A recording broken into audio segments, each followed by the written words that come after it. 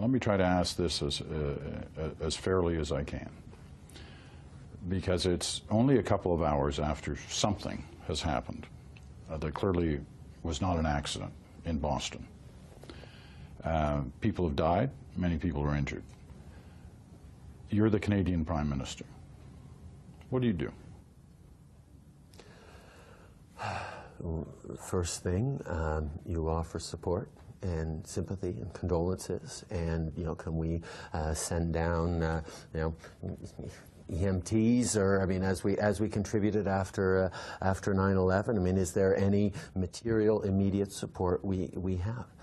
We can offer. And then at the same time, over the coming days, we have to look at the root causes. Now, we don't know now whether it was terrorism or a single crazy or a domestic issue or a foreign issue. I mean, all those are questions. But there is no question that this happened because there is someone who feels completely excluded, completely at war with innocence, at war with a society. And our approach has to be, okay, where do those tensions come from?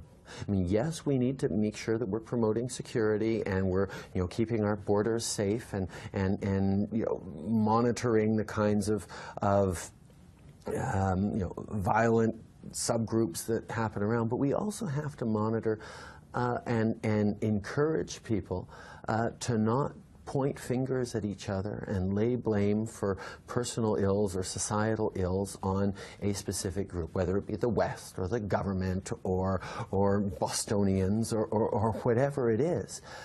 Because it's that idea of dividing humans against ourselves, of pointing out that they're not like us, and in order to achieve our political goals, we can kill innocents here. That's something that no society in the world that is healthy, regardless of ideology, will accept. A number of other major cities in the United States, whether because they've heard something or been told something or not, have gone on kind of full alert, moved people into specific areas to be prepared in case something larger than Boston is going on.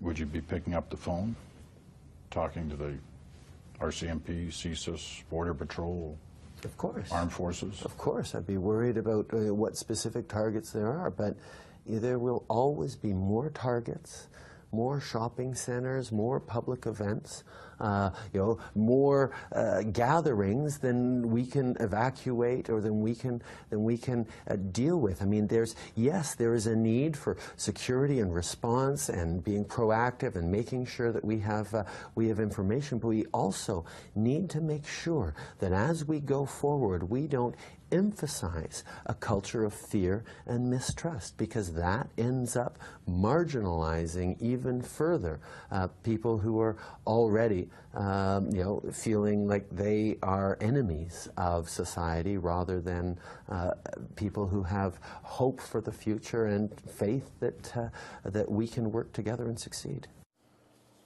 Now, there's a lot more to the Justin Trudeau interview, and you can see it all this weekend on One-on-One. It airs on both CBC News Network and CBC Television on Saturday and Sunday at the times you see right there on your screen.